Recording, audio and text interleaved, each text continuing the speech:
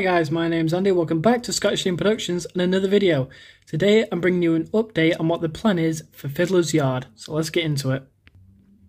So a lot of you will notice that after the most recent video on this layout, which was ripping it up, I didn't really do much after it. That's because I wanted to keep it a surprise. So I'm going to go through in detail as much as I can in as little time as I can, because I've only got about an hour of recording space left. So let's get into the video. So first off, what was the main reason for me ripping up the first Mark 1 version of Fiddler's Yard? Mainly because I rushed it. I wasn't happy with it.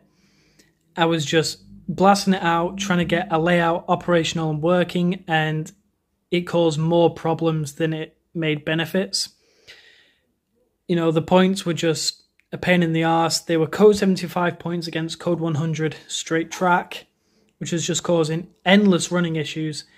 And on top of that, I just really wasn't happy with the way I'd done it. So I had a kind of a Skype WhatsApp call with my good buddy Martin. We're working together on this. We finally come up with the final end plan of what is going to be the scenic side. Like track station wise, the only thing I've had to do is this. So you will notice these boards are level with the layout. Before they were slightly lower, and there's a reason for that. So ground zero on this, when these are level, ground zero here is not the same height as the ground zero on the fiddle yard. The fiddle yard ones are a bit higher. If you can see just there. So if you look just there, it is slightly higher, about maybe a third to half an inch. And that caused an issue. So I lowered that to make sure it was in line with the baseboard of the scenic part of the layout. And that caused the fiddle yard and the layout to be out of line.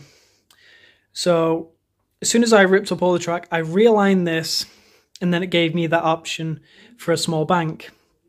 Now I had these bits of wood lying around because I didn't want just a tiny little bank. I wanted something a little bit bigger. So I put these bits of wood down, raised it.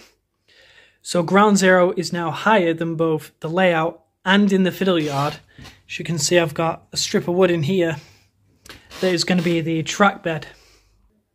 So it's about a good inch, maybe a little bit more off ground zero on the layout. And it's about 2/3 to half an inch in the fiddle yards.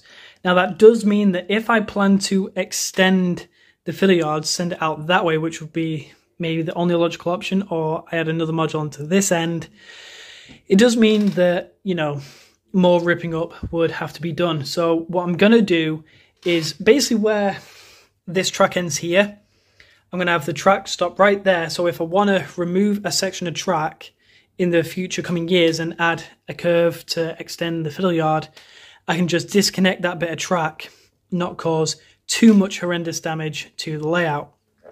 Same will go for that end. In a few years' time, maybe one day, we will have this whole layout on a continuous loop system and have, small running trains. Speaking of trains, this is the plan for what we're going to run.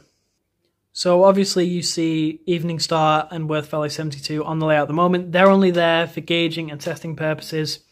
From this, I've discovered that the second track, which is going to be the bay platform, which I was talking about in a minute, needs to be moved over by a couple millimeters.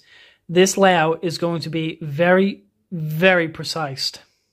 So precise, in fact, that there is almost no clearance for Worth Valley 72 cylinders. Look at that. And it doesn't even capture anything.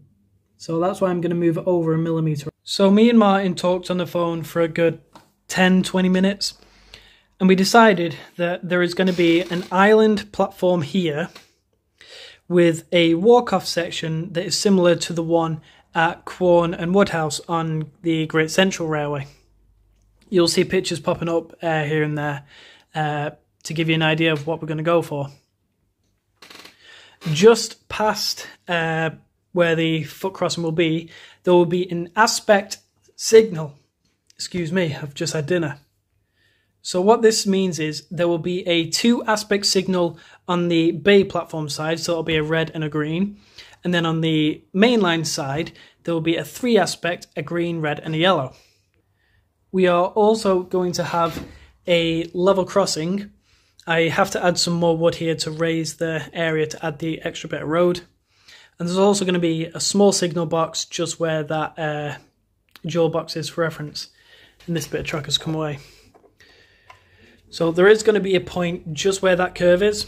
Again, this is all very lightly pinned down for now, just to get an idea. So there's going to be a through main line, and then there's going to be a small bay platform.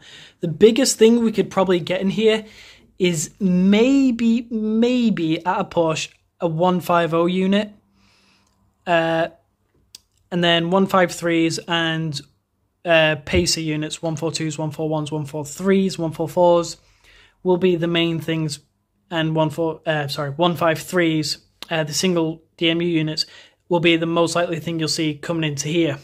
Maybe a few network rail bubble cars, we don't know. We'll see what happens. Now, with the level crossing, it is still very early days and this is still a rough sketch, but what I'm thinking of doing, like I said, I think I mentioned this in a previous video, that I was thinking of angling the level crossing. So what I'm thinking of doing is, because this track is slightly angled, I'm going to line the level crossing so it comes straight onto the track and then comes off straight. I don't know if any level crossing anywhere does that, but again, rule number 1, it's my model railway, I can do what I want. With the signal box area, there's going to be probably a nice small little signal box right there. I'll make a nice garden.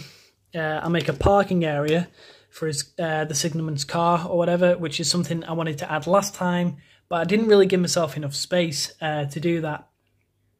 So I might add that this time. A couple of gardens, a couple of lamp pots. And for the fencing this time, I'm not going to go with the Pico plastic fencing kit that I got last time. What I'm going to do this time is, you would have seen this kit popping around here and there, and then a chap on YouTube called That Model Railway Guy, who's building a modular layout, he used this fencing kit on his layout and it just looked great. So I'm thinking an embankment running along the front of this, and then that very same fence running along it somewhere. I'm also maybe thinking of adding a dip, a small stream that will go into like a pipe tunnel here where the road is, come out the other end, maybe a footpath. I don't know. The options right now are very much limitless with what I can do with this layout. I'm really looking forward to it. I hope that really clears up what the plans are for this, guys. With this layout, you know, being essentially my new pride and joy ever since, you know, I've not been really able to go down to Ribble. I've had to sell Silson Steam Railway a couple of years ago. This is now my new big project. So for now, I'm going to leave you guys with this. All I need to get the real work started on this layout is either a medium or a large right-hand code 100 point. And then the work will really start moving. So, progress is happening, guys. I'm so sorry to have, you know, done all that work and then ripped it up on you like that, you know, almost like I didn't care. It wasn't that. I just really wasn't happy with it. So, thank you guys so much for watching this video. If you liked it, leave a like and a good comment. If you didn't like it, leave a dislike and a bad comment. You have to do one or the other because there's a steam and a diesel. And if you're a lucky guy, well, then probably the wrong channel because they have nothing to do with electric. Oh, God. Apart from these amazing lights. I didn't knock them over. What are you talking about? You saw nothing. It's lies. Go away. I'm sorry. I will never hurt you again. I apologize. I'm sorry. I'm sorry. But yeah, guys, so progress will be swift soon. So come back for those updates when I upload them. Thank you guys so much for watching. I will see you guys in the next video and see you later. Bye for now.